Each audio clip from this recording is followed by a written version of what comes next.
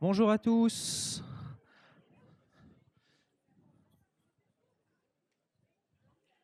Bonjour à tous. On attaque pour cette deuxième demi-journée des Rasades. Je vais laisser tout de suite la parole à ma collègue Agnès Van Balberg qui va introduire la séance.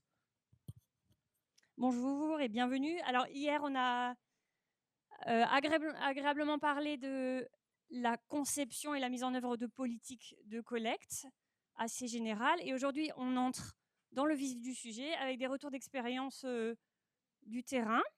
Et on commence alors une première intervention au sujet des archives d'université avec Lucie Lepage, archiviste de l'Université d'Orléans, de Tours, et Céline Giraud de l'Université d'Orléans, et qui ont travaillé ensemble. Ça nous a paru très intéressant d'avoir leur contribution parce qu'on a un exemple très concret. Hier, on a entendu beaucoup parler de l'échantillonnage qui prenait beaucoup de temps et qui n'était pas forcément qualitatif. Et aujourd'hui, on a un travail vraiment concret. Et ce qui nous a intéressé aussi, c'était une vision régionale avec un groupe de travail global. Je vous laisse la parole, vous avez 20 minutes et je ferai le maître du temps. Est-ce que ça fonctionne? Oui. Bon. Merci tout d'abord aux organisateurs d'avoir sélectionné notre intervention sur ces belles journées, parce que c'est vrai que hier, moi j'ai été passionnée par les différents échanges, parce que je trouve que la collecte, c'est vraiment le cœur de métier aussi de l'archiviste, surtout dans la semaine du Digital Cleanup Day où on a été très sollicité par les services informatiques. On voit que l'évaluation, c'est des connaissances et des capacités et une expertise des archivistes qui sont très demandées dans l'ère de l'infobésité ou même, à l'inverse, l'amnésie des services d'archives. Ah, voilà, désolée, il faut que je m'habitue. Nous allons vous présenter un exemple très concret d'un travail collectif, hein, je le précise, puisque c'est grâce à nos services d'archives départementaux respectifs qu'on a pu travailler sur ce sujet qui nous tenait vraiment à cœur. Et on va vous expliquer pourquoi. Tout d'abord, on va vous présenter nos établissements, puis ensuite le contexte de nos différents choix, la méthodologie que nous avons suivie et enfin nous vous présenterons la grille finale qui a été validée. Donc nos établissements. Bonjour. Nous, à l'Université d'Orléans, nous avons une première création en octobre 61 d'un collège scientifique universitaire qui était installé au château de la Source à Orléans. Mais la vraie création de l'Université d'Orléans en tant que telle a été en 1971 quand on s'est séparé de l'Université de Tours. Nos chiffres clés, nous sommes à Orléans, à l'Université d'Orléans, nous sommes répartis sur 7 sites sur les 6 départements qui constituent la région Centre-Val de Loire. On accueille 18 494 étudiants. On délivre 141 diplômes et nous avons 806 personnels administratifs dits BIATS et 1262 enseignants et enseignants-chercheurs qui travaillent également dans 24 unités de recherche, nos laboratoires. La mission archive en tant que telle, elle est récente dans l'établissement. Elle a été créée en septembre 2020 avec mon recrutement. Je suis accompagnée d'une apprentie archiviste, donc des contrats d'1 an à chaque fois, et également de 2 contrats de vacation étudiante qui m'aident bien. Et pour l'instant, nous avons recensé 3,2 km linéaires d'archives dans l'établissement, mais je vous rassure, il y en a d'autres cachées. Donc pour l'Université de Tours, on reste un peu dans la rivalité Orléans-Tours, hein, puisque nous avons été créés en 1841, la première structure d'enseignement supérieur à Tours, donc l'école de médecine, qui existe encore aujourd'hui. On a de nombreuses structures d'enseignement supérieur qui naissent entre 1946, dont le Centre d'études supérieures de la Renaissance et les différentes facultés sciences et lettres, jusqu'en 1966, où l'Université d'Orléans-Tours est créée. Et à partir de 1971, en fait, l'Université de Tours, toute seule, est enfin créée. Voilà. Donc nous, on est encore un petit peu plus grand aussi, hein, puisqu'on on a 33 sites, mais sur 2 départements seulement, l'Indre-et-Loire et le Loir-et-Cher, avec notre antenne de Blois. On a 31 505 étudiants, 321 diplômes nationaux, 1165 personnels administratifs, 1458 enseignants et enseignants-chercheurs et 35 unités de recherche. Donc les laboratoires de recherche, on est une université pluridisciplinaire par rapport à la différence d'université parisienne. Donc on est vraiment sur tous les domaines, toutes les thématiques. Le pôle archive a été créé en septembre 2013, donc c'est lié à mon recrutement. Depuis 1 an, on a un assistant archiviste à 50% pour le classement des fonds. Et on a environ 5 km d'archives. Donc là, c'est vraiment, en comptant toutes les scolarités, tous les labos. Donc, nous avions pour objectif d'avoir une règle unique à communiquer à l'ensemble de nos scolarités, puisqu'elles sont dispersées. On communique par des outils comme l'intranet. Donc, il nous fallait une règle assez claire. En plus, la difficulté, c'était on ne pouvait pas dire faites en fonction du département où vous êtes, la règle sera différente. Ça ne nous paraissait pas forcément cohérent. Donc, on voulait vraiment une règle unique. Et d'où le travail que nous avons mené. Donc, dans le contexte du choix, nous voulions d'abord présenter ce qu'était une copie d'examen. Donc, la copie d'examen, c'est la production d'un étudiant, écrite ou numérique, puisque désormais, nous avons aussi un format numérique. Ça peut être sous forme de QCM, de texte libre, de questionnaire. Ça peut être aussi des créations. Par exemple, en histoire de l'art, ils vont créer. On peut avoir aussi de la productique. Enfin, il y a énormément de supports et de formes possibles sur un sujet donné au cours d'un examen final. On ne s'est concentré que sur les examens finaux et pas le contrôle continu. Et dans l'objectif de valider une unité d'enseignement. Donc, au niveau du cycle de vie, on va avoir d'abord une copie d'examen qui est remise par l'étudiant. Elle est corrigée par l'enseignant. Ce qui est assez important, c'est que l'enseignant va parfois conserver la copie. Donc, on peut avoir des bureaux d'enseignants remplis de copies d'examen. Et dans nos scolarités, on n'a pas l'exhaustivité des copies, puisque normalement, l'enseignant doit remettre sa copie d'examen en même temps qu'il donne la note. Mais dans la réalité, ce n'est pas toujours le cas. Donc, pour faire nos échantillons, c'était assez compliqué aussi. Ensuite, on va avoir la délibération du jury d'examen qui émet le procès-verbal d'examen. Alors, il faut savoir que c'est au moment du jury d'examen, les jurys, et en particulier le président, peut modifier la note qui a été attribuée et par l'enseignant. Donc, sur la copie, on va avoir parfois, ce n'est pas toujours le cas, une note qui peut ensuite être modifiée. Donc, l'acte juridique, c'est bien le procès-verbal d'examen. Ensuite, on a une publication des résultats et l'étudiant a un délai de recours de 2 mois pour modifier, pour consulter sa copie et faire, voilà. Donc, on va avoir une typologie avec une DUA très courte, puisque dans l'instruction de 2005 sur les archives de l'éducation, on a une DUA qui est prescrite de 1 an. Par contre, comme je vous le disais, le PV d'examen, il a une DUA de 50 ans, une conservation historique derrière. Donc, c'est vraiment le PV d'examen qui a une valeur et qui fait foi. Donc, si on a un problème en cas de contentieux, en fait, c'est vraiment le PV qu'on doit sortir. Et en plus, par exemple, si on a des demandes pour justifier d'un diplôme, c'est le PV qui fera foi. Mais la copie n'a aucun intérêt juridique. De plus, nous avons une volumétrie importante. On s'est lancé dans un petit calcul avec Céline pour évaluer le nombre de copies qui pouvaient être produites à l'université. Parce que comme je vous disais, on n'est pas sûr de toutes les voir, toutes les récupérer. Et donc, environ, si on compte 10 copies par an par étudiant pour la région Centre-Val de Loire, on a 1 million de copies qui sont produites.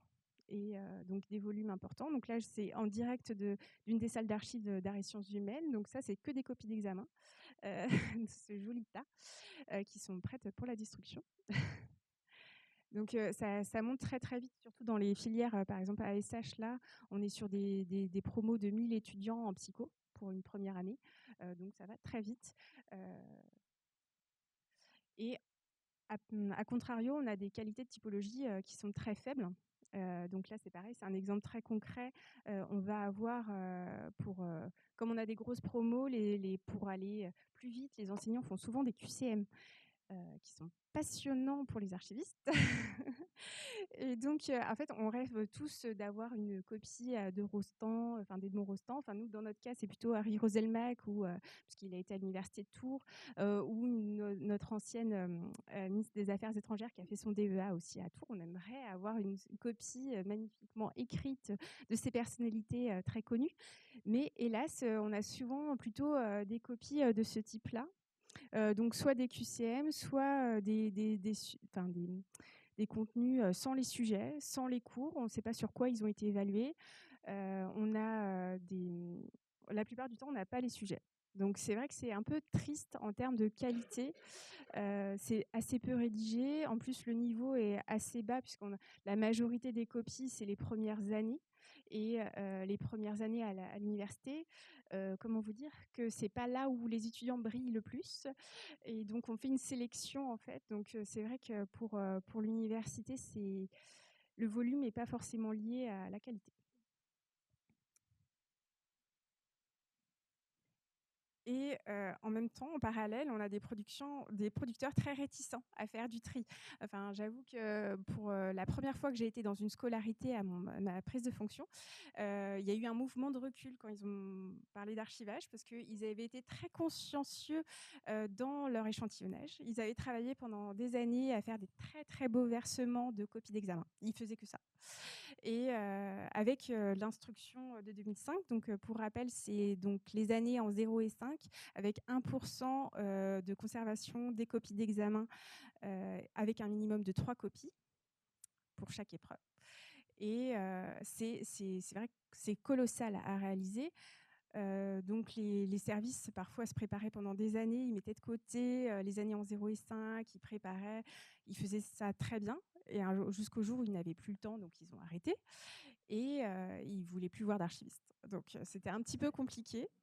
Alors, et paradoxalement, en fait, ils ne versaient pas les typologies les plus intéressantes, parce que les PV de délibération des jurys, les PV d'examen, en fait, n'étaient pas versés. Les plus de 50 ans, ils n'étaient pas versés, on ne savait pas où ils étaient. Tout le contexte vraiment lié de la faculté, on ne l'avait pas. Mais par contre, on avait quand même quelques échantillons des années précédentes de copies d'examen. Donc c'était un petit peu triste. En plus, je pense que dans toutes les administrations, c'est le cas. Mais à l'université, j'entends assez régulièrement des personnes qui me disent on avait des périodes de creux, on pouvait en profiter pour faire l'archivage. Aujourd'hui, c'est plus le cas. En fait, nos services, ils sont sous pression. Et donc, passer du temps sur l'archivage, c'est déjà très compliqué de les mobiliser pour l'archivage en général. Et sur des missions comme ça, qui n'ont pas très peu de valeur et qui prennent beaucoup de temps, c'était compliqué pour nous de leur demander de faire ce tri. Voilà. En plus, en parallèle, on avait donc nos beaux échantillons, donc voilà, qui étaient versés en archives départementales et qui n'étaient pas consultés. Donc c'était un petit peu déprimant. Donc voilà, c'est un extrait de nos versements précédents donc aux archives d'Indre-et-Loire. Et en parallèle aussi, on avait des chercheurs. Donc, on a pu discuter grâce à la section Aurore régulièrement sur ces sujets. Donc, en 2014, aux Journées de Bruxelles, ou en 2017, aux Journées de Lyon, on avait pu échanger sur cet échantillon des copies d'examen. Et la plupart du temps, les chercheurs nous répondaient que l'échantillon en tant que tel ne leur convenait pas, et qui préféraient soit une conservation intégrale, soit des copies d'examen, voilà, ce qui n'est pas réalisable en l'état vu nos locaux, même pour les archives départementales ou même en archives universitaires. Et puis, en fait, l'échantillon tel que proposé dans la circulaire de 2005 ne leur convenait pas non plus pour une étude scientifique. Donc voilà, on en était là des réflexions avec les chercheurs. Et le cadre méthodologique pour l'évaluation, la sélection et l'échantillonnage des archives publiques en 2014 nous a permis en fait d'ouvrir ce débat et de commencer une réflexion globale. Donc en plus, avec l'arrivée de Céline à Orléans, en fait, on a pu avoir une démarche commune pour l'ensemble de la région centre avec nos 2 établissements pour avoir des préconisations pour nos 6 départements.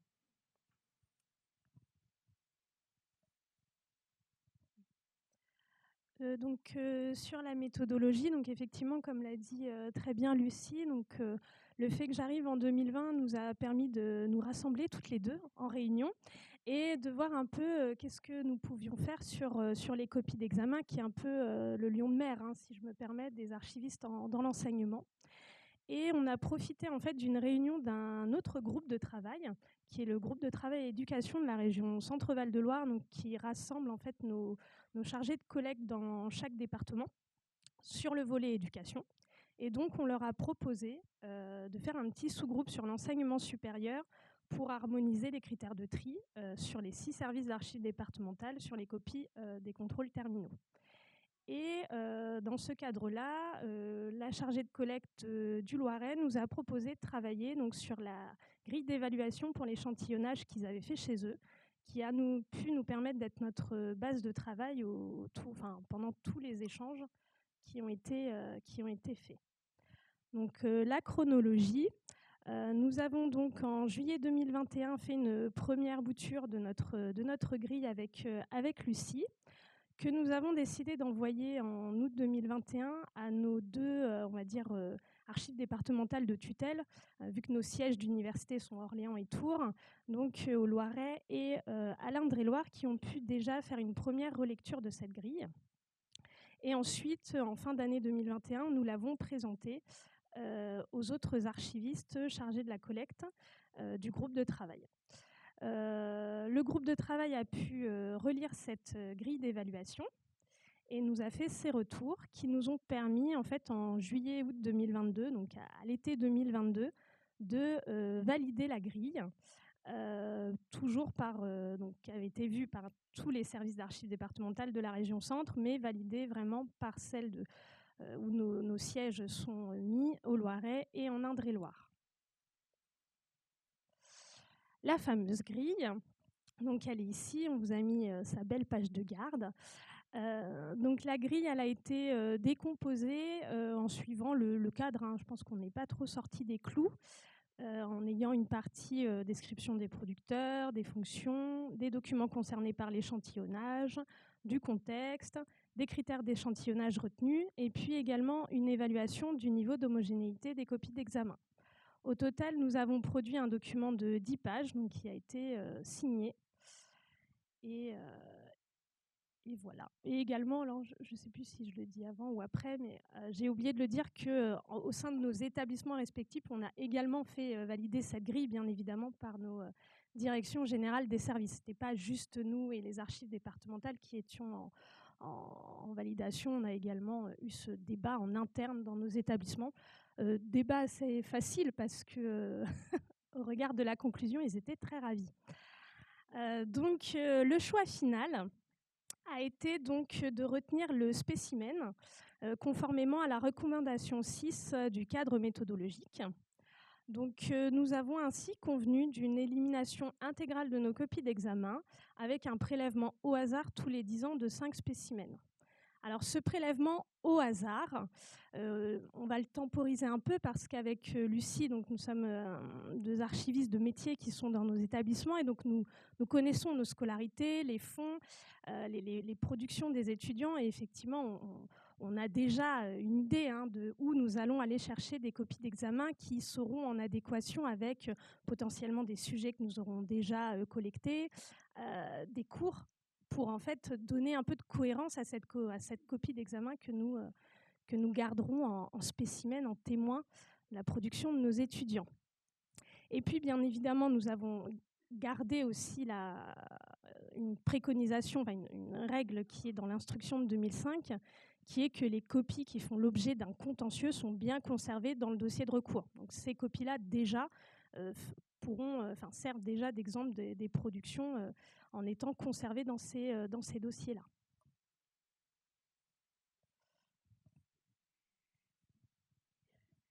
Donc ce travail sur cette grille a été un travail intellectuellement exigeant et qui était par définition beaucoup plus intéressant qu'une réflexion individuelle. Et donc on a vraiment poussé très très loin la réflexion sur une typologie qui peut paraître pas forcément passionnante.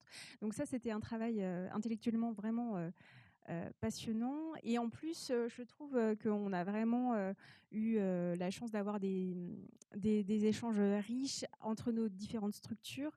Et donc, ça a resserré les liens qu'on pouvait avoir. Donc, c'était très agréable. Et je voulais juste faire une petite ouverture sur, en faisant l'intervention, enfin pour préparer cette intervention, j'avais retrouvé une citation où l'archiviste est l'homme qui sait détruire, donc Monsieur Bottier de 1961. Je trouve qu'aujourd'hui, pour mettre humblement à jour cette citation, l'archiviste est l'homme ou la femme qui sait évaluer et sélectionner, je pense. Donc là, c'était vraiment un travail de sélection qui nous a permis d'être ici devant vous aujourd'hui.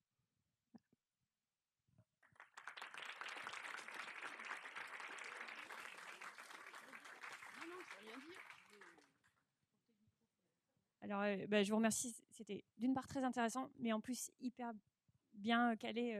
Et on ne sera pas obligé de manger très tard ce midi. Est-ce que quelqu'un dans la salle aurait des questions ?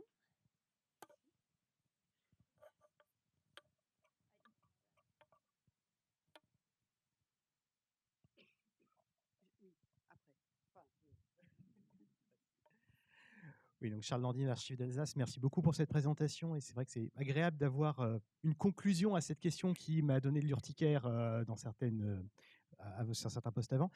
Ma question, du coup, par rapport aux spécimens que vous prévoyez. Alors, vu qu'on est, c'est bien noté, 5 spécimens aléatoires tous les 10 ans, à ce stade, pourquoi encore conserver du spécimen et quelle valeur vous donnez justement au spécimen à ce niveau-là ?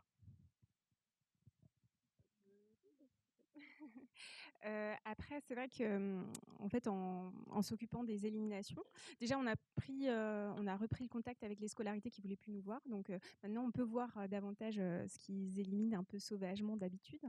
En fait, par exemple, là, je devais faire une élimination de copies d'examen de la faculté de médecine et dans les différentes options, on voit, enfin j'ai pris une photo, donc c'est éthique et fondements philosophiques à la faculté de médecine en 2019. Et ça, typiquement, c'est rédigé, c'est pas un niveau L1, donc typiquement, moi, je pense qu'il fallait conserver ce type de document. En plus, c'est un volume assez voilà, qui était volume assez faible. Donc, en fait, c'est ce type. En fait, le spécimen là, ça nous permet d'avoir vraiment de conserver quelques petites choses au compte-gouttes quand on voit passer des choses intéressantes. Et pareil, j'étais au centre de formation des musiciens intervenants il y a 2 semaines. En fait, là, c'est des partitions musicales et elles servent dans des cas pour justifier des droits d'auteur. Et donc là, c'est intéressant à conserver. Donc, en fait, ça nous permet une certaine souplesse pour sélectionner au fur et à mesure ce qui nous paraît avoir le plus d'intérêt et d'éliminer en masse les QCM ou voilà, les IL. Voilà. Donc, il y a quand même des choses qui peuvent de temps en temps paraître intéressantes. Et puis, Moi, je rejoins complètement la vision de Lucie. Effectivement, le spécimen, ça nous permet vraiment, à un moment donné, parce qu'on connaît nos établissements, alors on ne connaît pas les maquettes par cœur, mais dès l'instant où on découvre un peu, pas des pépites, mais voilà, des cours où il y a eu des copies avec des choses intéressantes qui ont été rendues par les étudiants, ça nous laisse cette liberté de pouvoir dire, bah voilà, ça c'est ce qu'on va sélectionner dans notre spécimen. Et puis, un sujet qu'on n'a pas trop évoqué dans notre présentation, c'est que malgré tout, il reste un attachement affectif à la copie d'examen. Alors qu'on a de moins en moins de la part de nos profs et encore moins de nos étudiants. Mais en tout cas, on a encore quelques enseignants qui attachent une affection particulière à la copie. Et je pense que même si les services de scolarité sont ravis de pouvoir éliminer des centaines de cartons de boîtes d'archives, il y a quand même une infime envie de dire « ouais, mais on ne pourrait pas en garder une quand même, juste en témoin ». Voilà, ça nous permet d'avoir vraiment un dialogue très... Voilà, on n'est plus l'ennemi à leur demander de faire du tri, on est vraiment un collaborateur, quelqu'un avec qui ils peuvent échanger et je pense que ce spécimen nous permet d'avoir cette qualité d'échange. Ouais. Et donc moi, c'est plutôt pour la question pour les AD. Est-ce qu'il y a eu un impact ? Du coup, ils ont fait une réévaluation de leur versement des universités ? On ne sait pas, justement. On n'a pas l'information, mais peut-être. Enfin,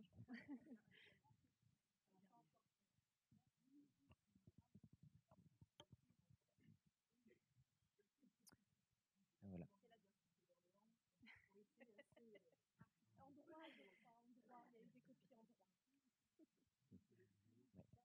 Oui, Laurent Victet, archives départementales des Bouches-du-Rhône. Je voulais savoir pourquoi avoir conservé 5 spécimens tous les 10 ans et pas un spécimen annuel de l'ensemble des examens, par exemple, pour avoir quelque chose qui soit représentatif. Pourquoi ce choix de tous les 10 ans? Et deuxième question, est-ce que vous conservez les dossiers de contentieux intégralement ou est-ce que vous les éliminez? Il me semble que les instructions préconisent plutôt une élimination pour ce type de document. Mais voilà, quel a été votre choix sur le contentieux? Normalement, le bah, contentieux, je crois que c'est 1 an après extinction de toutes les voies de recours. Me semble-t-il, en général, alors les dossiers de contentieux ne sont pas forcément à conserver. Après, ça dépend sur peut-être les des recours, circonstances, mais ah oui, pardon.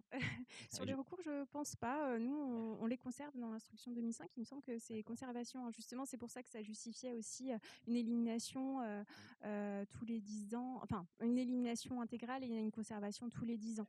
Parce que en fait, c'est vrai que c'était une proposition, je crois, de l'Indre-et-Loire de tous les 10 ans.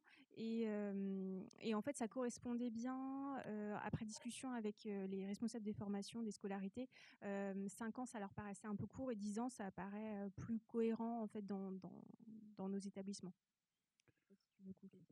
J'avais une question. Moi, je compléterai juste sur le fait que, oui, alors je ne veux pas mettre ma main à couper, mais les dossiers de recours, on les garde. En tous les cas, moi, j'ai jamais fait de bordereau d'élimination sur cette typologie-là et je n'avais pas prévu de le faire.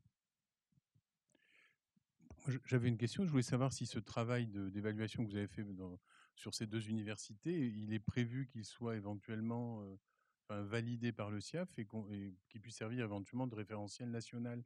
Parce que c'est très bien pour les universités d'Orléans-Tours et pour la région centre, mais qu'est-ce qui se passe sur le reste du territoire national? Est-ce que l'idée, c'est de refaire la même chose dans toutes les universités ou est-ce que c'est un modèle finalement qui peut être diffusé, applicable et proposé nationalement? Est-ce que quelque chose est prévu?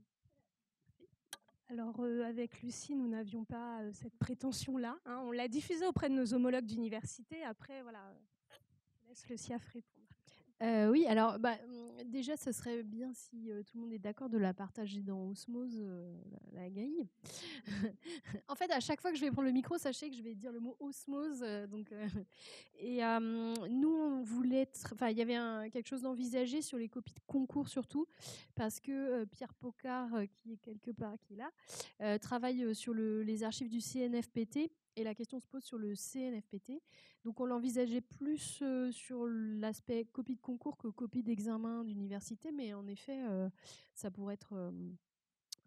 ça pourrait être un travail global parce que nous, ce qu'on envisageait, c'était aussi de proposer d'y travailler avec les archives nationales pour que la décision soit uniforme, puisque le CNFPT, c'est un des départements des archives nationales, mais comme on a des copies de concours dans tous les ministères, donc dans tous les départements, il y avait quand même l'idée d'essayer de faire un sort global à ce sujet. Mais c'est un peu un serpent de mer, parce que ça revient souvent, mais en tout cas, c'était très intéressant. Ouais. On est obligé de s'arrêter là pour avoir le temps de continuer à réfléchir et partager. Merci beaucoup.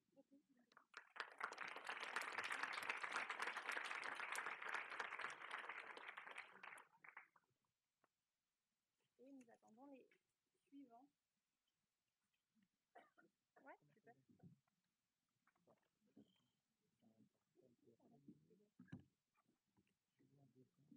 Alors, on est en train de changer les cartels pour accueillir.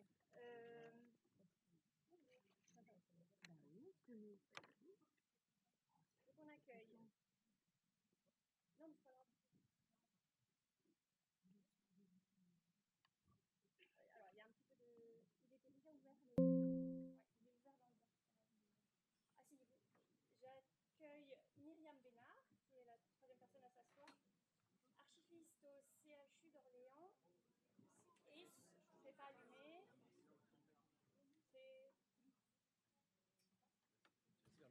C'est vers le haut. Ok, c'est bon. Donc, c'est bon. C'est Myriam Bénard, archiviste au CHU d'Orléans et surtout archiviste référente du groupement des hôpitaux de territoire. Donc,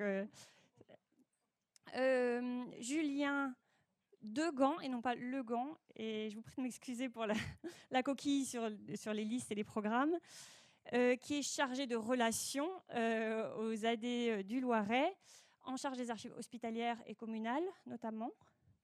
Et enfin, Fanny Reboul, qui, aux archives de l'Hérault, a en charge à la fois la collecte des archives publiques, la conservation et l'archivage électronique. Et qui vont nous parler de la collecte, qui ont une réflexion intéressante sur la collecte des dossiers médicaux en hôpitaux et notamment psychiatriques, et qui vont nous présenter l'état de leur réflexion et ou de leur réalisation. Merci beaucoup. Bonjour à tous. Donc, on va essayer de tenir le délai pour cette intervention un peu riche, voilà, où on est deux institutions. Donc, moi, je vais vous faire un retour d'expérience sur des questionnements qu'on a et des projets qu'on porte au niveau des archives départementales de l'Hérault sur la collecte des dossiers médicaux. Alors, j'ai pris deux exemples, le centre hospitalier de Béziers et l'Institut du cancer de Montpellier. Donc pour le centre hospitalier de Béziers, on a collecté des dossiers médicaux dès les années 2000, avec un premier lot qui était un échantillonnage de dossiers médicaux de 1954 à 2003. Alors pour ces années les plus récentes, c'était des dossiers de patients décédés. Et alors ça s'est fait dans un contexte un petit peu particulier, puisque c'était des dossiers qui étaient chez un prestataire. Et à ce moment-là, le CH de Béziers souhaitait arrêter le contrat avec ce prestataire. Donc le tri s'est fait par un échantillonnage qui n'était pas du tout qualitatif, sur aucun critère réellement, ni du cadre méthodologique, ni même en années ou en lettres. En fait, il y avait à peu près 30 containers par an, et on a choisi de dire on va prendre un container tous les 50. Voilà, donc ce qui a fait donc ce volume. Alors, on voit évidemment que ça reflète aussi l'activité de l'hôpital, avec un volume de boîtes qui est pas énorme en fait, des années 50 à 80. Puis ensuite, alors ça c'est le volume de l'échantillonnage, puis qui augmente un petit peu jusqu'aux années 2000, et puis après pour les dernières années qui était assez important. Autre collecte, les dossiers de patients décédés. Donc on a eu plusieurs versements. En 2019, un échantillonnage de patients décédés de 1981 à 2000. Donc là, on a appliqué le cadre méthodologique, et puis on a choisi de prendre les dossiers les plus épais. Le volume était assez raisonnable pour ces années-là, puisque pour les dossiers patients décédés en 2010, on a appliqué un autre critère, et on voit quand même que le volume est important. J'y reviens dans une petite minute. Également, un petit peu à part, la collecte des dossiers psychiatriques, également pour le CH de Béziers. Pareil, ce qu'on a porté depuis les années 2000, avec plusieurs versements. Et des volumes quand même assez conséquents, où là on a choisi en fait de prendre un dossier sur 6 pour les pédopsies, un dossier sur 10 pour les dossiers médicaux psy-adultes de 74 à 98, et puis un pourcentage pour le dernier versement là, de 99 à 2001. Alors les critères, je reviens du coup là, c'était pour juste vous donner un petit ordre d'idée de ce qui avait été collecté. Les critères de sélection, alors on a appliqué le cadre méthodologique pour l'évaluation, la sélection et l'échantillonnage. Et à partir de là, donc sur le volume de dossiers, un dossier sur temps, on avait donné comme critère les dossiers les plus épais. Depuis 2023, sur les dossiers médicaux, donc la question s'est posée sur les dossiers patients décédés en 2010. Donc le volume de base était 3400 dossiers. Donc si on avait appliqué le cadre méthodologique, on aurait été 340 en fait dossiers. Il y a une petite erreur pour le cas de faible homogénéité, 170 pour le cas général. Et de là, en fait, on a choisi de réduire encore de moitié et de ne prendre que 85 dossiers. Donc finalement, ça nous a permis de définir un pourcentage de dossiers patients collectés pour le CH de Béziers qui est de 2,5% des dossiers. Et pour les dossiers psy, bah voilà, je vous avais dit donc il y avait eu des nombres de dossiers qui avaient été définis, dossiers les plus volumineux aussi. Et depuis 2023, donc sur les derniers versements, là on a défini le pourcentage de 10%. Évidemment, ce sont des critères qui sont propres à Béziers. Et pour le CHU de Montpellier, on a encore d'autres pourcentages en fait qui s'appliquent. Les finalités de la collecte, alors évidemment, je ne révolutionne pas les réflexions que beaucoup d'entre vous ont ou ont pu avoir. On les collecte pourquoi ? Pour permettre des recherches pour l'histoire de la médecine, l'évolution des traitements, de la pratique médicale, chirurgicale, de la prise en charge des patients, de l'histoire aussi de la société. Alors, aux AD de l'Hérault, on avait déjà eu une petite attention sur ces aspects, mais c'était vraiment selon des opportunités. Donc, je cite un exemple, en 2013, lors d'échanges avec le CHU de Montpellier, on avait par exemple préconisé de conserver des comptes rendus médicaux, des laparoscopies qui étaient pratiquées dans un dessin diagnostique années 60-80. C'était le service de gastro-entérologie qui faisait ça, et c'est une pratique qui a été ensuite abandonnée au profit du scanner et de l'échographie. Donc, il nous semblait intéressant de documenter cette pratique.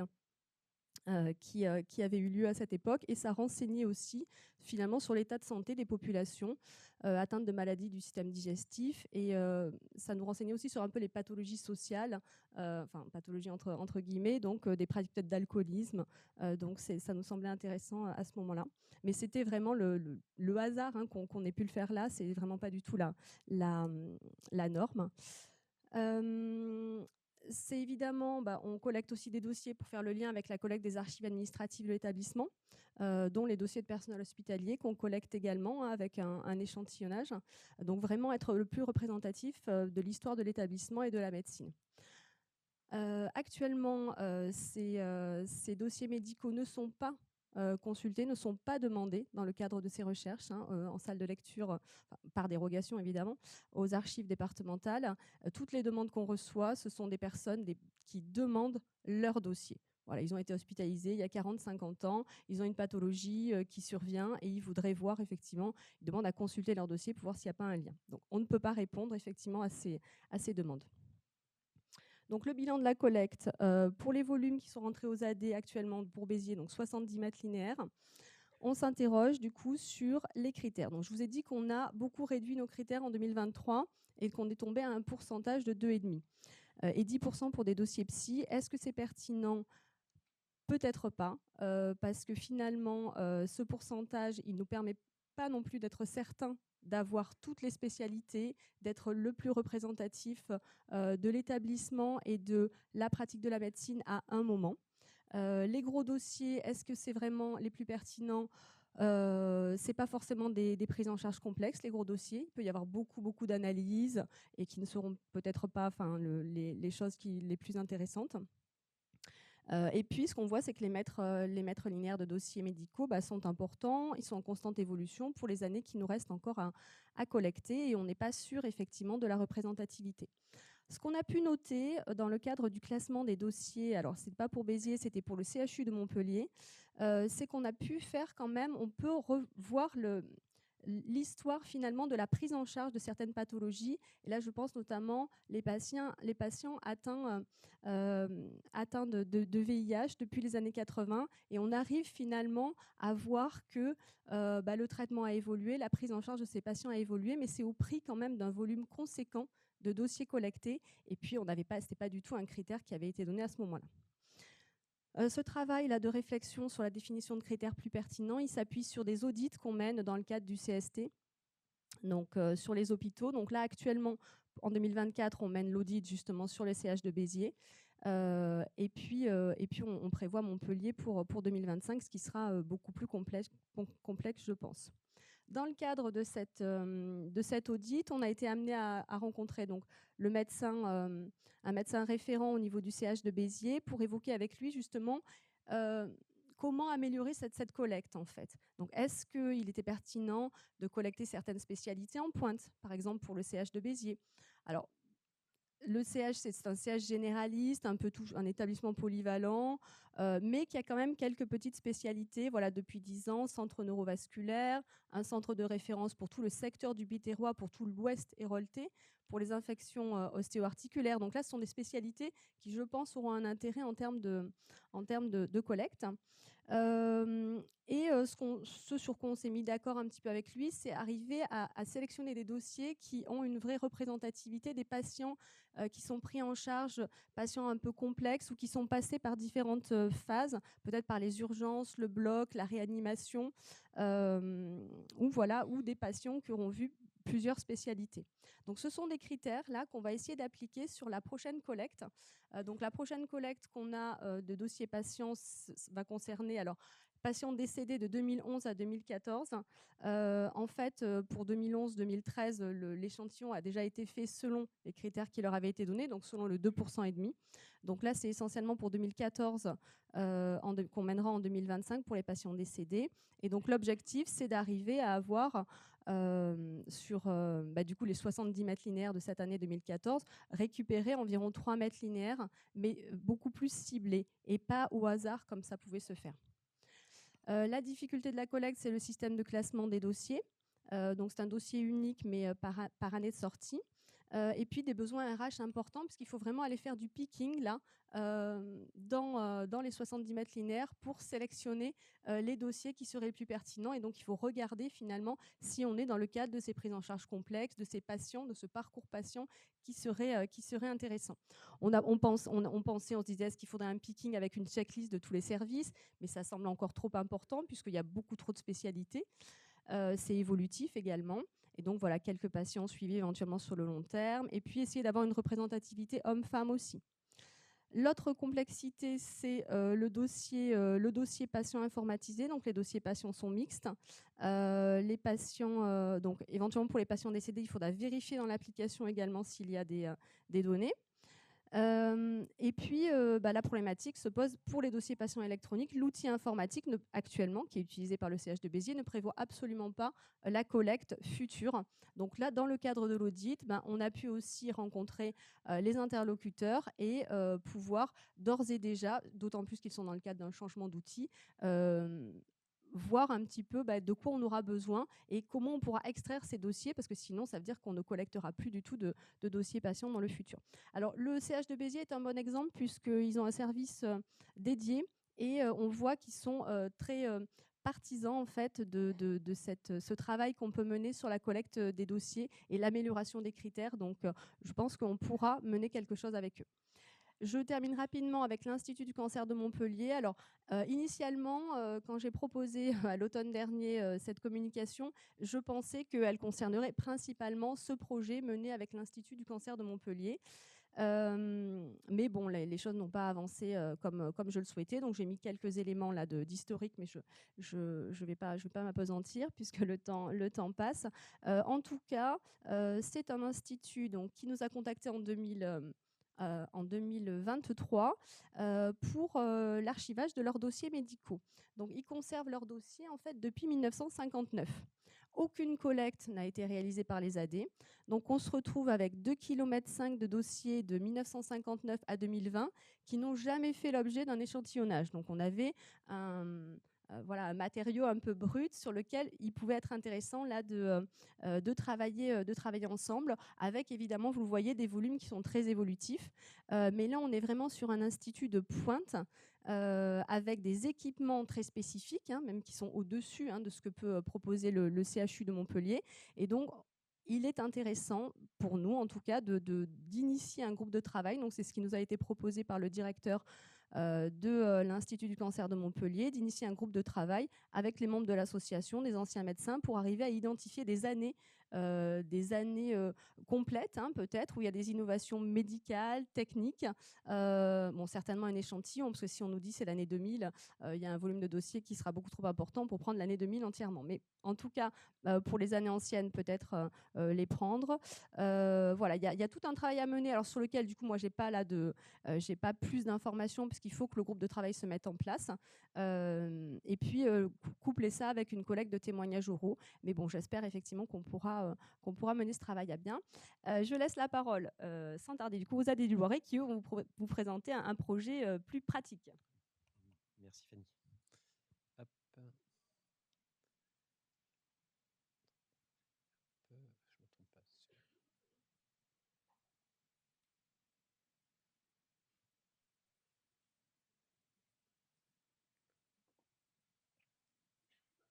Tout le monde voit. Ouais.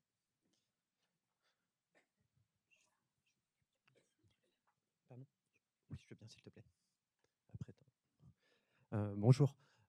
Après s'être intéressé aux réflexions héroltaises dans la collecte de dossiers médicaux, nous allons désormais voir un exemple de réalisation de collecte de dossiers patients par le prisme de la psychiatrie dans le Loiret. Alors, la psychiatrie dans le Loiret, elle est intimement liée à l'établissement public de santé mentale EPSM Georges Daumaison, qui a été fondé en 1913. Il s'agit d'une structure avec laquelle les archives départementales et la coordination archives du GHT ont des contacts réguliers depuis la décennie 2000 et surtout depuis janvier 2020. Depuis cette date, nous accompagnons l'établissement dans la réorganisation des procédures de gestion de l'archivage. La question du dossier médical patient en psychiatrie figure naturellement au cœur de ce sujet, puisqu'il représente la majorité des archives produites par l'établissement. Ça représente aujourd'hui environ 2 km linéaires de dossiers patients sur les 2,5 km conservés. Dans ce contexte a débuté alors une procédure de réévaluation de cette typologie, qui a donné lieu à une définition d'une stratégie de collecte dans un secteur jusque-là oublié dans le Loiret.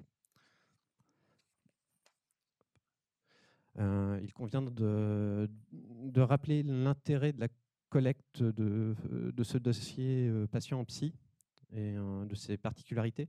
Son contenu et ses délais de conservation sont assimilés à celui du dossier patient classique, j'allais dire, formalisé, explicité dans le Code de la santé publique. Toutefois, le contenu informationnel d'un dossier patient en psy est beaucoup plus riche que celui d'un dossier patient classique en raison de spécificités relatives au secteur et de surcroît étendues aujourd'hui à la santé mentale. Cette typologie documentaire a un intérêt tout d'abord scientifique, historique pour la recherche médicale, l'histoire de la psychiatrie, l'histoire sociale, l'histoire des familles. Il a aussi un intérêt généalogique parce qu'il renvoie de manière très sensible aux histoires et aux secrets familiaux. Et puis, il faut souligner qu'il s'agit aussi de répondre à une demande de consultation qui est croissante dans le Loiret. D'abord, un travail d'enquête préliminaire a été mené afin de confirmer l'intérêt historique, scientifique et généalogique des dossiers patients en psychiatrie et pour dégager des premières pistes d'échantillonnage. Une partie du réseau des archives départementales a d'abord été interrogée, c'est ce qu'on voit sur ce tableau, afin de connaître les pratiques de chacun en matière de collecte. Et pour compléter ce premier panorama, nous avons interrogé des historiens-chercheurs, notamment Hervé Guillemin, qui est historien spécialiste de l'histoire de la psychiatrie à l'Université du Mans. Et en parallèle, nous avons mené un travail de recherche documentaire basé sur le matériau, sur la source historique, sur le dossier patient aussi, pour connaître l'histoire de l'EPSM et plus précisément l'évolution de la prise en charge des patients et contextualiser finalement notre sujet. Suite à ces premières pistes de réflexion, nous avons mené 2 groupes de travaux au sein de l'établissement, avec l'établissement. Donc le premier, que nous ne détaillerons pas, avait pour objectif de redéfinir une politique globale de conservation et de gestion des archives médicales et administratives pour l'ensemble des unités de l'établissement. Le second avait, quant à lui, pour objectif d'évaluer les dossiers patients en psy, avec la participation de 2 mémoires de l'établissement, M. Gaillard, coordinateur général des soins, et M. Étronnier, qui était un ancien directeur adjoint. Le but, ça a été d'évaluer ces dossiers selon 2 axes, en déterminant tout d'abord le sort des dossiers patients, et ensuite déterminer des dates charnières dans la prise en charge des patients selon des critères géographiques, sectoriels, historiques, selon les pratiques médicales et selon les pathologies. Tout ça dans le but d'identifier des dossiers médicaux devant être conservés à des fins historiques, donc trouver finalement les dossiers les plus intéressants et déterminer ceux qui pourraient être éligibles à l'élimination réglementaire. Afin de confirmer ou d'infirmer ces premières hypothèses, il a été nécessaire de recenser, d'identifier en binôme avec Myriam l'ensemble des poches, l'ensemble des dossiers patients sur le site principal en interne. Donc il y en avait vraiment partout, dans tous les pavillons, même dans des pavillons désaffectés, surtout dans des pavillons désaffectés ou en ruine. Et nous avons fait établir un récollement général, donc pour voir un extrait. Ce travail d'identification des fonds, de diagnostic, a permis de comprendre de manière assez fine l'évolution de la psychiatrie ainsi que l'évolution du matériau, à savoir le dossier patient. Nous avons complété avec un questionnaire qu'a rédigé Myriam et que Myriam a diffusé au sein des unités à la fois en interne et les 40 structures en externe. Et au cours de ce travail de recensement, nous avons constaté que l'intégralité des dossiers patients a potentiellement été conservée. Il y a toujours un doute, qu'aucune destruction n'était connue, en tout cas à ce jour. Le contenu informationnel des dossiers patients en psychiatrie s'est révélé très très riche, malgré une perte de substance à partir de la décennie 80 avec l'arrivée de l'ambulatoire. Cependant, il reste bien supérieur à ce qu'on a constaté sur les dossiers patients classiques, lambda, en raison d'un contenu plus varié via la présence d'autres typologies comme des dessins, des photographies, de la correspondance et l'apparition de nouvelles typologies avec la santé mentale, avec de nouvelles unités de soins comme la dictologie, les thérapies familiales. Au final, un volume de près de 2 km linéaires de dossiers patients a pu être identifié, confirmant la nécessité d'un échantillage du fait du volume et non d'une conservation intégrale. Une fois ces éléments réunis, il a été possible de réaliser une analyse intellectuelle par l'intermédiaire de la rédaction d'une grille d'évaluation. Merci Myriam. Donc ce n'est que la synthèse de la grille d'évaluation. Mais en tout cas, un certain nombre de critères d'échantillonnage ont alors été retenus et définissent aujourd'hui la politique de collecte de l'existant et surtout des dossiers patients futurs. Ces critères tiennent à la fois compte de l'évolution de la prise en charge des patients, de leur origine géographique, de l'histoire de la pratique médicale et permettent d'avoir un panel assez représentatif des dossiers patients, tant sur le plan quantitatif que qualitatif. Et le but a aussi été de conserver une homogénéité dans la sélection et dans le temps. J'ai été un petit peu bavard, je laisse la parole à Myriam. Désolé Myriam. Donc, une fois le cadre d'évaluation élaboré par, Julien, j'ai accepté la mission qui m'était confiée, à savoir vérifier son application concrète dans la vraie vie. Donc, la première étape, ça a consisté déjà à se familiariser avec la matière première. Donc, les dossiers de psychiatrie, c'est quelque chose d'un peu particulier. Ça s'inscrit vraiment dans une chronologie et dans une géographie qu'il faut absolument s'approprier avant de commencer à prendre une quelconque décision. Sur le site central d'hospitalisation de Fleury-les-Aubrais, il est nécessaire de transposer les informations historiques avec les informations et la réalité actuelle. Par exemple, dans les années 70, l'établissement était organisé en secteurs géographiques. Donc ça, c'est lié à une loi de sectorisation nationale. Ces secteurs portaient de simples numéros. Telle zone géographique, c'était le secteur 1, une autre, c'était le secteur 2. Facile à comprendre, on a une jolie carte en plus, ça aide. Aujourd'hui, la structure hospitalière, elle n'a plus rien à voir. On est toujours sur des secteurs géographiques, mais les communes limitrophes, pour certaines, ont bougé d'un secteur à un autre. On n'a plus de simples numéros, mais des codes alphanumériques. Donc il faut comprendre que, par exemple, ici, le secteur G01, c'est un petit peu de l'ancien secteur 1 et un petit peu de l'ancien secteur 5. Donc, il y a toute une traduction à mettre en place. Il faut également connaître l'histoire du foncier. Les archives, comme le disait Julien à juste titre, sont toutes dans d'anciens pavillons. quels sont les types de patients qui ont été accueillis là, qui y a travaillé, les déménagements ont-ils eu lieu, pourquoi certains secteurs géographiques sont rattachés à d'autres, pourquoi les regroupements ont eu lieu. Donc tout ça, il faut vraiment mener des enquêtes, interroger les bonnes personnes. Donc pour ma part, les personnes ressources, ce sont les secrétaires médicales.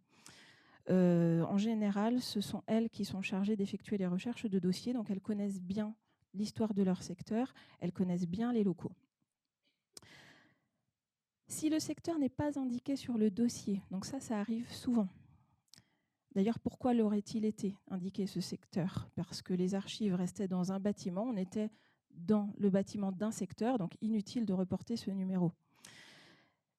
Il faut aller plus loin, il faut trouver des moyens détournés. Donc là, il faut ouvrir les dossiers, rechercher les identités des médecins qui suivaient les patients et se tourner vers la direction des archives médicales, reconstituer la carrière du praticien et se dire que de telle année à telle année, ce praticien travaillait sur tel secteur. Et donc, bien sûr, toutes ces informations, il faut les recouper pour être au plus juste. La deuxième étape de l'application, ça a été de trouver un lot d'archives intéressant. Des poches, on en a partout à Domaison. Tout n'est pas intéressant pour déterminer l'applicabilité du cadre. Notre choix s'est porté sur un lot constitué en 2019 par des secrétaires médicales, très déterminées à gagner de l'espace. C'est ça, dans la douche.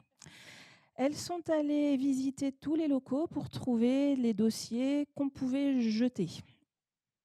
Donc les dossiers des patients décédés depuis au moins 20 ans. Donc elles ont réuni l'équivalent de 20 mètres linéaires.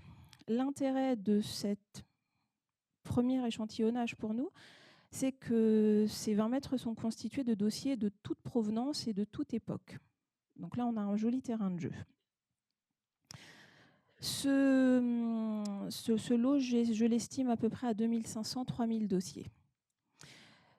Une fois qu'on a fait ça, il s'agit d'ouvrir les cartons, de poser le cadre de classement à gauche, les dossiers à droite et de tourner les 36 pages du cadre d'évaluation pour être sûr d'être dans les bonnes règles. Vous vous en doutez, au bout de 10 dossiers, on commence à s'approprier les règles et on se dit qu'on ne va peut-être pas tourner les 36 pages toute la journée, qu'il faut réussir à en tirer une substance. Cette substance, c'est ça, c'est ce qu'on a appelé l'arbre de décision. Donc, lorsque vous avez un dossier, la première question à se poser, c'est quel est l'âge du patient? Est-ce que c'est un enfant? Est-ce que c'est un adulte? Si c'est un enfant, le cadre nous indique qu'on gardera tout. Premier lot. Si c'est un adulte, une deuxième question arrive. À quel secteur géographique ce patient est-il rattaché? S'il est dans les deux secteurs qu'on doit conserver, on constitue un deuxième lot. S'il est dans un autre secteur, on en arrive à une troisième question. À quelle période ce patient est-il sorti ou est-il décédé? Si c'est avant 1974, on gardera ce dossier, troisième lot. Si c'est après 1974, on éliminera. Donc ça, c'est la règle générale. Il y a bien sûr toujours des exceptions. On doit ouvrir les dossiers pour prendre les décisions et on tombe assez régulièrement sur des dossiers assez exceptionnels en termes de qualité. Donc bon, là, c'est le choix de l'archiviste. On a également des dossiers de personnalité. Une légende dit que le docteur Petiot aurait été interné à Domaison. On recherche encore son dossier. On a également des dossiers d'artistes, donc qu'on conserve précieusement. Donc la réponse à l'applicabilité du cadre, c'est oui, on peut. On peut sans pour autant prendre 50 minutes par dossier. La conclusion de cette expérience, donc c'est plusieurs choses. En septembre 2021, le PSM a procédé à un dépôt de ses archives historiques qui concerne une volumétrie de 80 mètres. Ce fonds comprend notamment l'intégralité des dossiers médicaux pour la période 1895-1945, ainsi que les archives administratives, qui datent également des débuts de l'établissement jusqu'aux années 70. Suivront en 2024 puis en 2025 deux dépôts. Le premier concernera les dossiers patients compris entre 1946 et 1965. Ces dossiers sont actuellement externalisés pour leur sauvegarde matérielle. Ils étaient vraiment dans des conditions déplorables. Le second concernera le début de la période de sectorisation et fera l'objet d'une préparation minutieuse et spécifique en s'appuyant, bien sûr, sur l'arbre de décision. Voilà. On est très en retard. J'invite les participants à la table suivante à s'installer déjà et vous avez le droit à une seule question. Il faut vraiment très bien la choisir. Oui, synthétisez au maximum votre question, s'il vous plaît. Après, vous aurez tout loisir de pouvoir échanger avec nos collègues qui nous ont présenté cette présentation à plusieurs voix à l'occasion de la pause repas. Qui a une question? Attention. Non, pas deux questions, non. Courte? C'est la seule, hein. Attention, roulement de tambour, hein. J'avais une question. Alors, merci pour ces très beaux exposés. Sur l'échantillonnage, selon le cadre méthodologique, à la personne qui faisait l'exposé sur les archives de l'Hérault, est-ce que vous ajoutez les dossiers les plus épais au pourcentage que vous donne le cadre méthodologique, ou est-ce que vous prenez le taux de prélèvement et vous prélevez l'échantillonnage dans les dossiers les plus épais?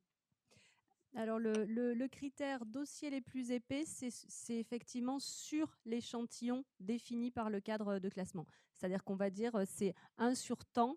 Voilà, ça va être un dossier sur 10, un dossier sur 20, et on va dire prioritairement les dossiers les plus épais. Voilà.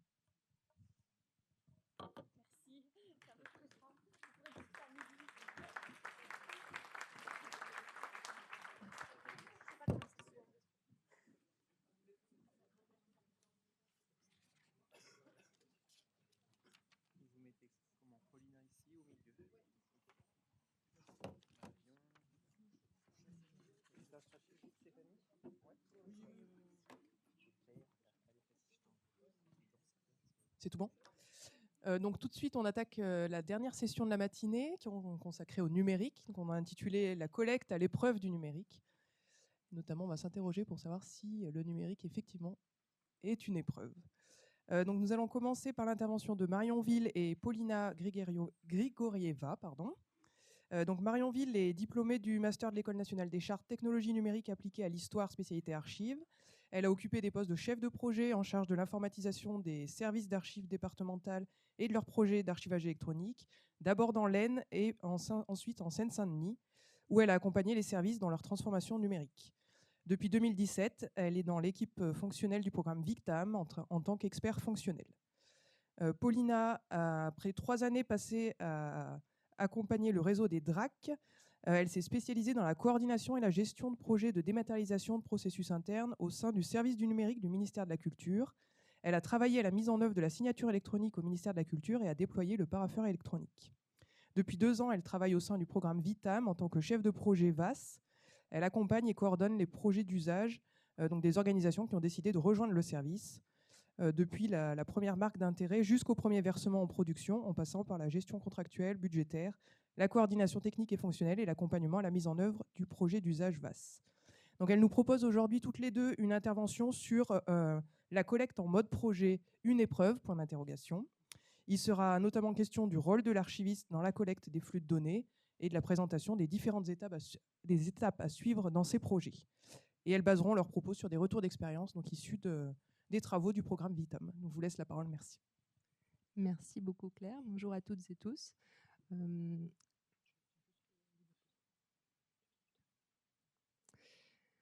Alors, la collecte en mode projet, une épreuve, point d'interrogation.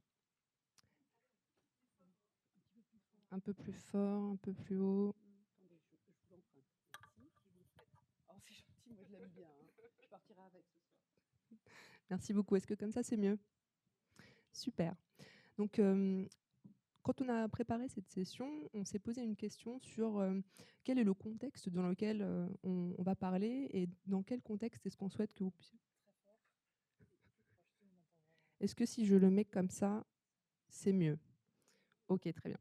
Donc, on se situe dans un contexte où la dématérialisation est de plus en plus présente dans toutes les organisations. Il y a de plus en plus de projets de démat, de processus qui fonctionnaient très bien en version papier auparavant, qui répondent à des obligations, par exemple, réglementaires de mettre en place des procédures dématérialisées pour que les usagers puissent avoir des recours et accéder à de la démat pour pouvoir avancer plus rapidement, mais aussi des processus administratifs qui sont nativement dématérialisés avec des déploiements de systèmes d'information qui proposent de bout en bout des démarches dématérialisées et dans lesquelles nous rencontrons de plus en plus d'acteurs avec lesquels les archivistes doivent travailler. Donc des nouveaux acteurs qui sont les services du numérique, donc les DSI, les SNUM, les DNUM, mais aussi les éditeurs de logiciels, les intégrateurs de ces logiciels et tout l'écosystème des ESN en fait, qui accompagnent les projets de dématérialisation auprès des organisations. Et ce qu'on se demande, c'est quelles sont les différentes étapes pour la mise en œuvre de ces collectes d'archives dématérialisées suite à des process qui existaient déjà en papier ou bien des procédures qui sont dématérialisées nativement.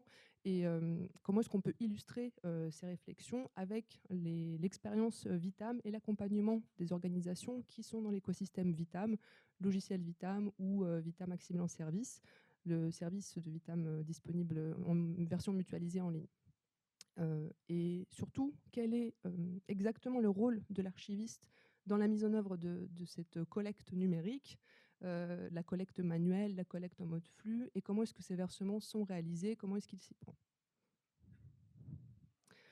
Donc, pour répondre à ces questions, on s'est dit, mais qu'est-ce que c'est exactement la collecte d'archives pour l'archivage et un projet de collecte? Donc, pour la collecte d'archives, le constat, c'est des archives numériques sont soumises pour archivage. Donc, le service d'archives reçoit l'information sur, par exemple, le décommissionnement d'un système d'information, un projet en cours de déploiement avec le processus d'archivage qui, si je peux me permettre de le dire, enfin pris en compte pour l'archivage dès la conception du projet. Et à partir de là, une analyse fine doit être réalisée par le service d'archives, par l'archiviste, pour savoir si les archives qu'on lui soumet ont vocation à être archivées. Et dans le cas où la réponse est oui, un projet d'archivage démarre pour le service d'archives. Et une stratégie d'archivage doit être élaborée si elle n'existe pas déjà. Donc un travail peut être réalisé pour définir cette stratégie d'archivage au sein du service. Et évidemment, une solution d'archivage doit exister. Donc une solution dématérialisée d'accueil de ces archives doit être disponible au sein de l'organisation pour faire son projet. Et donc à partir de là, on passe en mode projet selon la définition de gestion de projet dont je pense que vous êtes toutes et tous au courant. Un projet en soi pour la collecte qui doit être défini et pris comme tel. Donc on est vraiment dans une organisation en mode projet avec une équipe projet qui doit être constituée, avec un binôme qu'on a constaté être indispensable. Donc on a l'archiviste, évidemment, qui travaille sur l'archivage de ces données, mais il doit être accompagné par son service numérique. C'est un binôme qui est essentiel. Une personne côté numérique qui fait le pilotage de toutes les parties qui concernent les aspects techniques et qui fait la coordination avec les interlocuteurs techniques pour faire le relais et le lien de l'archiviste. Donc cette équipe projet, elle suit un planning avec des actions qui doivent être pilotées par les chefs de projet. Donc l'idéal, c'est d'avoir ce binôme qui les pilote. Elles doivent être suivies parce que si on veut que le projet aboutisse en succès, l'idéal, c'est de s'assurer que toutes les étapes sont franchies et que le projet se déroule bien. À noter que les acteurs de ce genre de projet peuvent être divers. Donc, au sein de l'organisation, on va avoir la mobilisation de ces deux chefs de projet binômes, mais ils vont être en contact avec tout un écosystème qui peut-être n'était pas auparavant, ne faisait pas partie de leur relation. On a tous les services associés au sein de l'organisation qui peuvent avoir des rapports à faire sur les aspects juridiques, donc donner leur avis sur un projet qui est en cours de déploiement. On a eu le cas au ministère de la Culture avec le parapheur électronique sur l'interrogation de tous les documents qui étaient produits dans le parapheur électronique, qui étaient validés et signés ou juste validés ou juste signés. Est-ce qu'ils avaient vocation à être archivés dans le système d'archivage électronique qui était mis à disposition des agents du ministère de la Culture? Donc ça, c'est une question qui peut mobiliser les services juridiques. Et ensuite, les services réseau pour toutes les organisations qui ont un système d'information qui est dans un réseau spécial, chez un éditeur, chez eux, il faut s'interroger sur la manière dont on peut récolter ces données et les verser. Et puis, évidemment, les éditeurs des logiciels et les services producteurs. Parce que les services producteurs sont souvent à l'origine, enfin, la plupart du temps, sont à l'origine de l'expression du besoin d'avoir un système d'information. Et ça répond à un processus chez eux, mais ensuite, ils doivent absolument participer au projet sur la partie qui concerne l'archivage en lien avec les deux chefs de projet. Et un détail qu'il ne faut vraiment pas négliger, c'est le budget qui doit être prévu pour la réalisation des projets de collecte, puisque dans de nombreux cas, il y a un coût de développement qui, alors de mieux en mieux prévu aujourd'hui, mais il y a quelques années encore, ça n'était pas pris dans le budget des projets. Le développement chez l'éditeur de logiciels extérieurs, il peut nécessiter des financements qui peuvent parfois monter assez haut lorsque ce sont des logiciels qui ne sont pas sur étagère ou très spécifiques. Et donc, il faut absolument que ça soit pris en compte, sinon le projet ne peut pas aboutir. Donc avec toutes ces informations, ce qu'on vous propose, c'est de retourner la question et la session au lieu de voir la collecte comme une épreuve à surmonter, on peut l'envisager comme une expérience qui a fait ses preuves dans les organisations qui se sont lancées ces dernières années, notamment dans les utilisateurs de Vitam et de Vitam Accessible en Service. On a constaté avec grand plaisir la mise en place de flux qui sont des projets de collecte exclusifs en version donc flux automatisé de versement depuis un système d'information client vers Vitam, avec parfois des millions d'archives qui circulent pour être archivées et une organisation qui a atteint le milliard d'archives dans son système d'archivage électronique et une autre qui a un flux hebdomadaire ou mensuel qui est très élevé et qui n'utilise le système d'archivage électronique que de cette manière-là. Donc on est exclusivement sur l'archivage automatisé.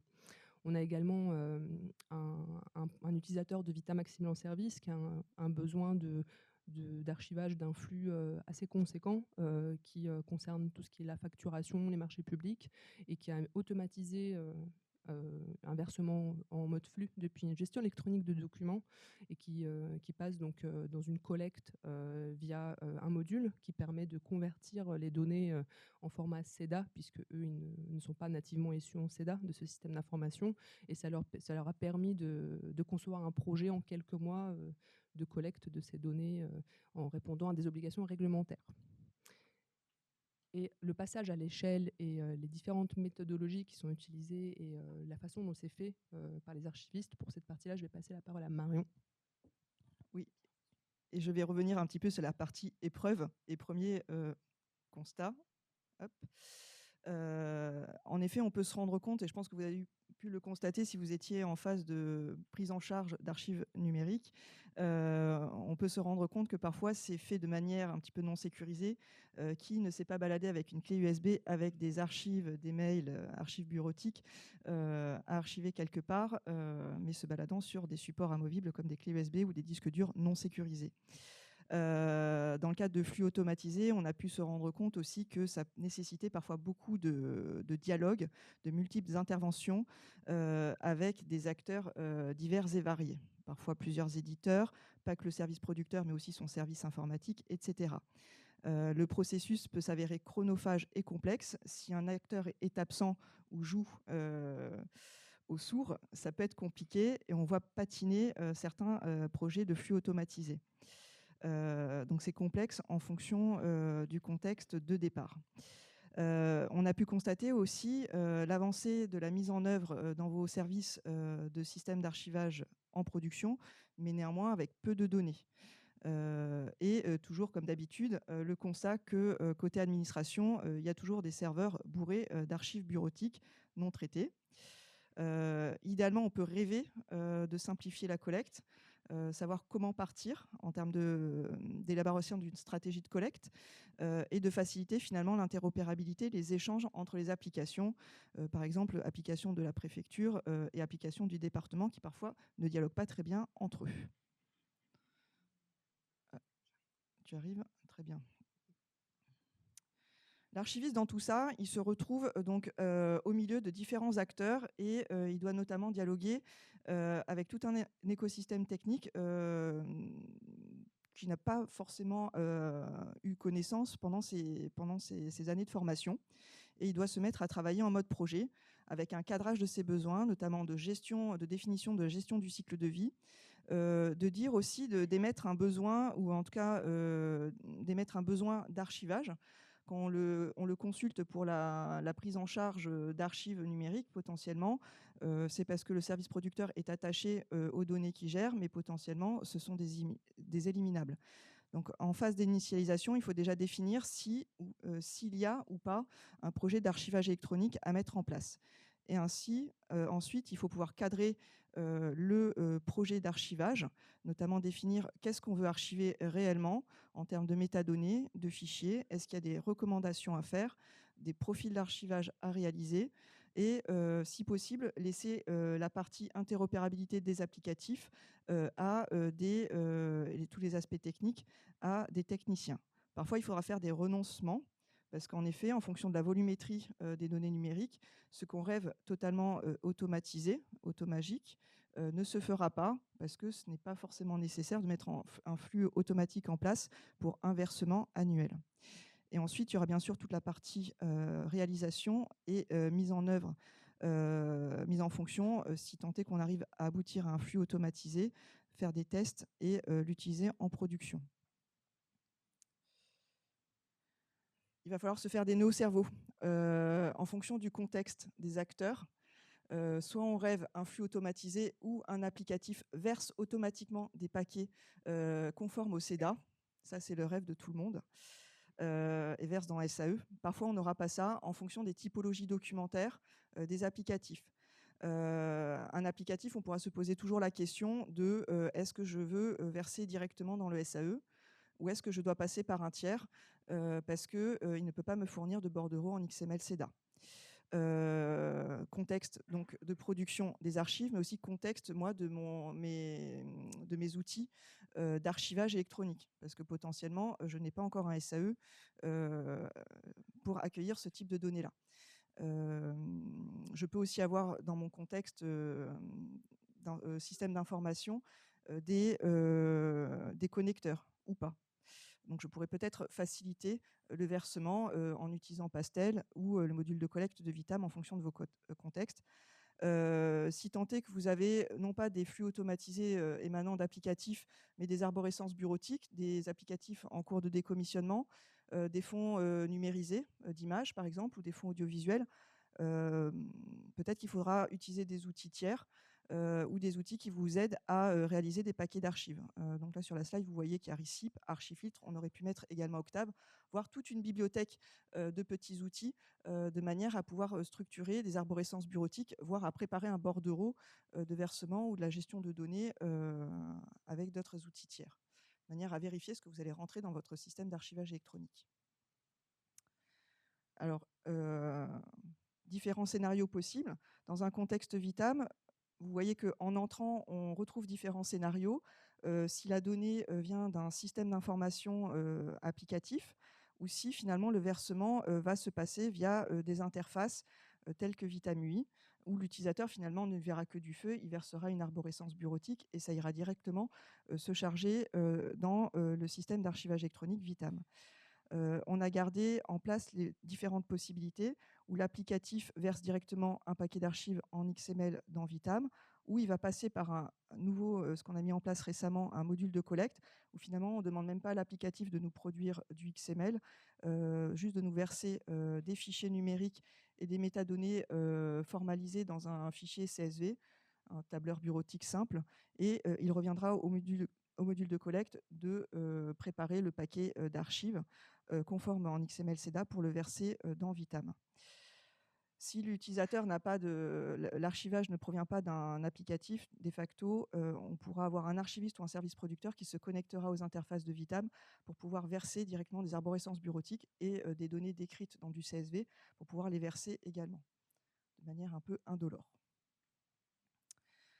On a du coup des interfaces accessibles qui permettent de préparamétrer justement ces projets de versement, de définir finalement les acteurs CEDA, des contrats de versement, des métadonnées dites d'entête, et qui nous permettent de verser de facto des arborescences bureautiques décrites avec ou pas un fichier CSV.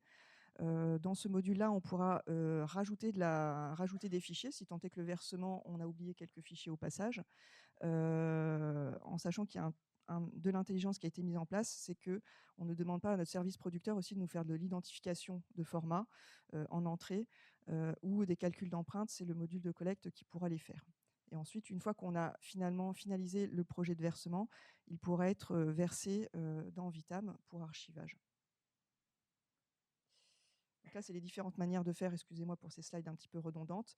Vous l'avez compris, il y a différentes possibilités, même de le voir avec ou sans Vitam. D'ailleurs, c'est est-ce que je procède à un versement manuel et de facto, je définis un projet de versement avec une arborescence bureautique où j'ai la possibilité, en utilisant Vitam, de verser des applicatifs où il ne me reviendra qu'à faire finalement un paramétrage du projet de versement.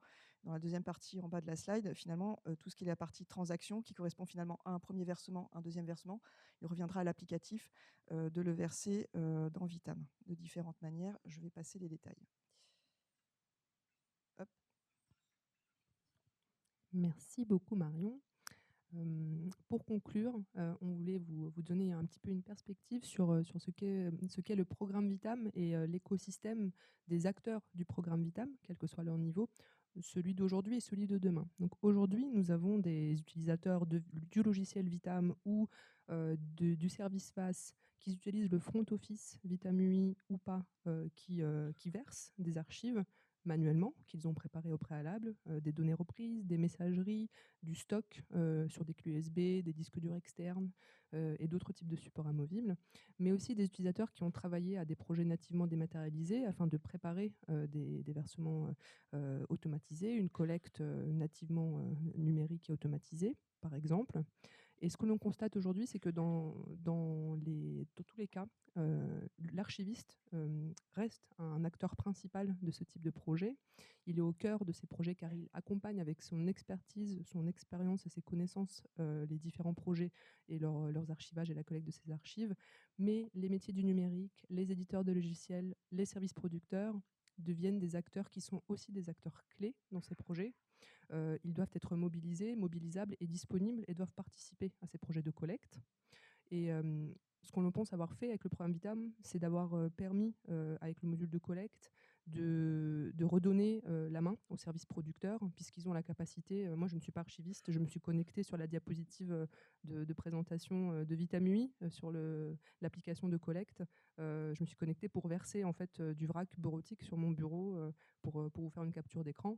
Donc en tant que service producteur, en tant qu'agente qui travaille sur des données qui méritent, qui peuvent être archivées, qui doivent l'être, je peux très bien aujourd'hui, si le projet l'a organisé et l'a permis, et s'il a été conçu comme ça, l'archiviste me donne le droit de me connecter avec les autorisations qui sont associées à mon profil, et moi je peux verser pour qu'il puisse ensuite regarder ce que j'ai préparé et valider mon versement ou non dans le système d'archivage électronique. Donc le service producteur peut vraiment avoir un rôle auprès de l'archiviste et on espère faciliter la collecte de ces archives. Donc le programme Vitam travaille et continuera à travailler avec ses utilisateurs de Vitam ou de VAS pour pouvoir continuer à proposer des évolutions de collecte. Je ne sais pas, vu qu'on a été un petit peu rapide, on a 1 minute si tu souhaites ajouter quelque chose sur collecte. Alors on pourra passer la parole à Stéphanie pour la suite. On va les garder pour la fin. Merci beaucoup pour cette présentation. Je vous propose de garder les questions pour la fin de la deuxième présentation, comme ça on englobe tout. Donc nous accueillons maintenant Stéphanie Roussel, qui est conservatrice du patrimoine, consultante et experte fonctionnelle en archivage numérique chez Mintika. Elle accompagne les projets d'archivage numérique dans la sphère publique, du cadrage à l'amélioration continue. Elle est également co-autrice d'une méthode de préparation des versements numériques et travaille actuellement sur les impacts du numérique sur les pratiques archivistiques. Donc nous vous proposons de conclure cette matinée par une vision un peu plus globale et notamment un bilan des 10 dernières années passées de collecte numérique, donc pour faire un état des réflexions qui en sont sorties, tracer des perspectives. Donc elle va s'appuyer pour cela sur différents projets concrets pour lesquels elle a travaillé. Merci Claire. Alors bonjour à tout le monde, aux personnes que j'ai pas encore eu l'occasion de saluer ce matin. Effectivement, donc, comme ça a été rappelé, au sein de Mintika, on accompagne des projets d'archivage numérique, c'est notre quotidien. Et plus particulièrement depuis 2 ans, des projets de préparation de versement. Donc évidemment, le sujet de la collecte, il m'intéressait à plein de titres hein, sur les 2 jours dans le programme qui était proposé pour les RASAD. Quand on a travaillé sur la préparation des versements, on a d'abord réfléchi sur le plan méthodologique. Et depuis plusieurs années, ces réflexions méthodologiques, elles nous ont amené aussi à réfléchir de façon encore plus large sur les pratiques de collecte, au-delà des questions techniques, d'outils, de méthodes. Et j'irai jusqu'à poser la question de finalement, qu'est-ce que le numérique fait aux archives, fait aux archivistes, fait à notre pratique archivistique. Et en fait, c'est quelques éléments de cette réflexion-là que je voudrais vous proposer aujourd'hui. Alors, le retour arrière, c'est aussi lié au fait que donc moi, j'ai commencé ma carrière il y a à peu près 15 ans. À cette époque-là, le message qui était porté, c'était beaucoup de dire le numérique, ne vous inquiétez pas, ça ne changera rien. On aura des outils supplémentaires, mais globalement, on fera toujours de la collecte, de la conservation, de la communication, etc. Donc, sur nos fondamentaux archivistiques, vraiment, ne vous inquiétez pas. Je crois que 15 ans après, on peut quand même s'interroger sur ce discours-là. En tout cas, ce que je voudrais essayer de mettre en perspective aujourd'hui, c'est à la fois les fondamentaux qui restent complètement pertinents et sur lesquels on peut s'appuyer en tant qu'archiviste parce qu'ils nous permettent de donner une lecture du monde et de la production dématérialisée qui a du sens, et du sens sur le plan archivistique intellectuel, mais peut-être aussi briser quelques mythes, quelques idées reçues qui, dans certains projets qu'on peut accompagner, sont parfois bloquants parce qu'on en reste encore à ces idées-là et que du coup, le cadre n'est pas suffisamment large pour réfléchir. Donc c'est vraiment ça hein, le propos. C'est assez ambitieux, mais l'objectif c'est aussi qu'on puisse en discuter et qu'après chacun puisse repartir avec des éléments de réflexion. Pour démarrer, donc un premier axe autour de réflexion préalable qu'on n'a pas toujours suffisamment, en tout cas à l'échelle collective, me semble-t-il. Le premier point, c'est autour de ce que moi j'appelle l'approche outil. Alors, je suis désolée pour mes camarades de table. C'est vrai que quand on a démarré l'archivage numérique, on s'est beaucoup tous, je crois, focalisés sur la question du SAE. C'est beaucoup ça qu'on a favorisé sur le plan des subventions, etc. Parce que c'est comme le bâtiment d'archives ici, ça a été rappelé dans les visites. Si on n'a pas de bâtiment, on ne va pas pouvoir collecter, on ne va pas pouvoir communiquer. Mais une fois qu'on a dit ça, c'est pas parce qu'on a un bâtiment qu'on va faire de belles collectes et qu'on va faire de belles expositions. Pour faire fonctionner tout ça, évidemment, il faut des processus archivistiques, il faut des compétences, il faut des métiers, il faut aussi un projet de service et donner du sens à tout ça. Et c'est vrai que dans l'archivage numérique, on est en train de se rendre compte, je trouve, dans les dernières années, on a aussi besoin de tout ça. Donc, avoir un SAE, c'est bien, c'est carrément indispensable, mais la question qui se pose souvent, c'est maintenant qu'on l'a, qu'est-ce qu'on en fait et comment on le fait vivre dans notre service au fil du temps.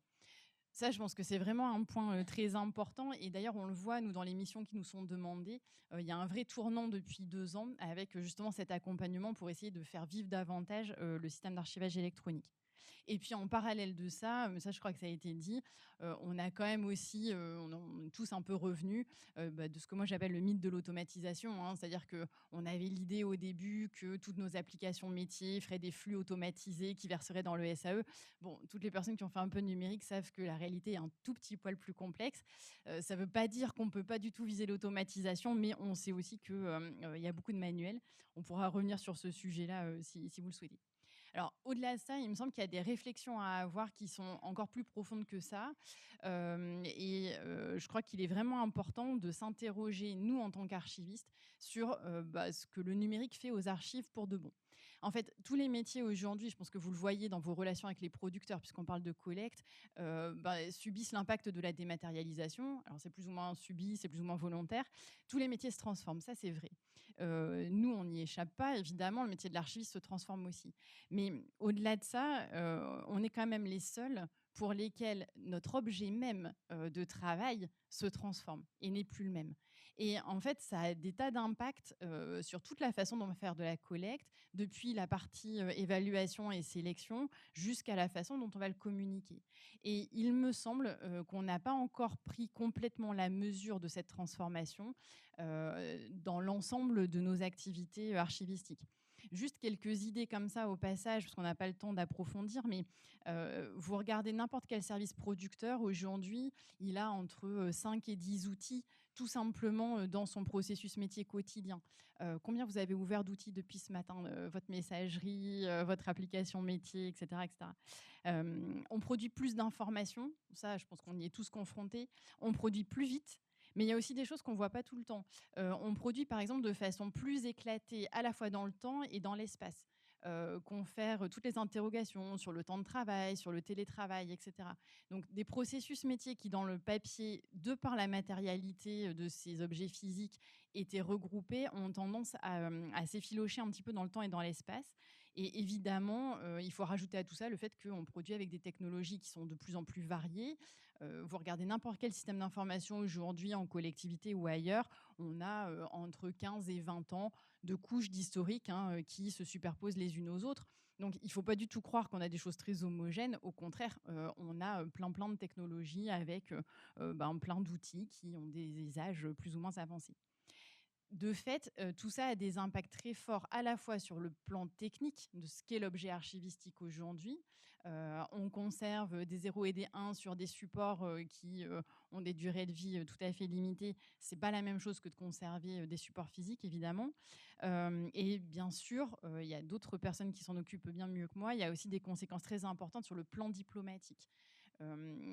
Je sais qu'on essaye beaucoup de se raccrocher à ce qu'on connaît en se disant par exemple qu'une arborescence bureautique, ça ressemble à un dossier papier, qu'un document Word, il est très proche d'une note qu'on pouvait rédiger par le passé. Mais en fait, quand on regarde ça de plus près, je pense qu'il y a quand même beaucoup de subtilités qu'il faudrait prendre en compte sans doute davantage. Tout ça va avoir des impacts, à mon sens, sur les questions d'évaluation et de sélection. Du coup, dans une deuxième partie, je voudrais poser juste quelques constats très rapides, mais qui, à mon sens, pourraient aller jusqu'à révolutionner la pratique archivistique, vraiment au sens de la révolution sur elle-même. Plusieurs points qui me semblent importants, alors un peu en passant, mais qui méritent réflexion. Le premier, c'est ce qu'on constate un peu partout, c'est la fin de l'exhaustivité. Je m'explique de cette idée-là. Il me semble que dans le monde physique, on a beaucoup basé l'évaluation et la sélection, et on a parlé du cadre méthodologique tout à l'heure, c'est un très bon rappel, sur l'idée qu'on pouvait avoir une approche et une connaissance exhaustive des archives qui étaient produites. Alors évidemment, on est tous d'accord, vous l'avez rappelé pour les dossiers patients, on n'est jamais sûr à 100% qu'il n'y a pas eu de destruction, qu'il ne vous en manque pas un bout quelque part dans une cave, ça je le conçois tout à fait. Mais la façon dont on a fait les circulaires et dont on faisait les tableaux de gestion et dont on construit les échantillons aujourd'hui part du principe qu'à un moment ou à un autre, on a une idée de l'exhaustivité. Donc on sait qu'il y a 10 km plutôt que 50, on sait qu'il y a 1 mètre plutôt que 150, et ça, concrètement, je crois qu'à tous aujourd'hui en tant qu'archivistes, ça vous évoque quelque chose. Si je vous dis 100 mètres ou 10 mètres, vous avez à peu près tous une idée de ce que ça représente physiquement parlant. Maintenant, si je vous dis mon producteur A, il a 50 gigas et mon producteur B, il a 3 téras et mon producteur D, il en a 50, est-ce que ça vous évoque quelque chose ? Ça, c'est un premier point. Et le deuxième point qui est lié à l'éparpillement dont on a parlé juste avant, des outils, des modes de production, fait qu'en fait, aujourd'hui, atteindre l'exhaustivité pour faire de l'évaluation et de la sélection, en réalité, c'est quasiment impossible. Et je mets quasiment parce que c'est une journée d'études. Moi, je pense que c'est impossible. Ça a des conséquences très, très importantes par rapport à la façon dont on va construire nos outils et par rapport au choix de collecte, à la politique de collecte qu'on va vouloir réaliser. Parce qu'en fait, on ne peut plus être dans « je connais le monde et je vais choisir ce que je vais collecter ». En fait, il va falloir que je trouve d'autres moyens et d'autres façons de faire pour pouvoir faire une sélection pertinente et qui ait du sens sur le plan archivistique. À mon avis, il y a vraiment une révolution intellectuelle à mener de ce point de vue-là. Ça interroge, je vous le dis juste en passant, mais plein de choses. Ça interroge la façon dont on exerce aujourd'hui le contrôle scientifique et technique, mais ça interroge aussi les outils qu'on utilise. J'ai parlé des circulaires, il y a le sujet du tableau de gestion. Ça interroge plein de façons de travailler pour les archivistes. Ça, c'est un premier point. Je crois qu'il y a un deuxième point sur les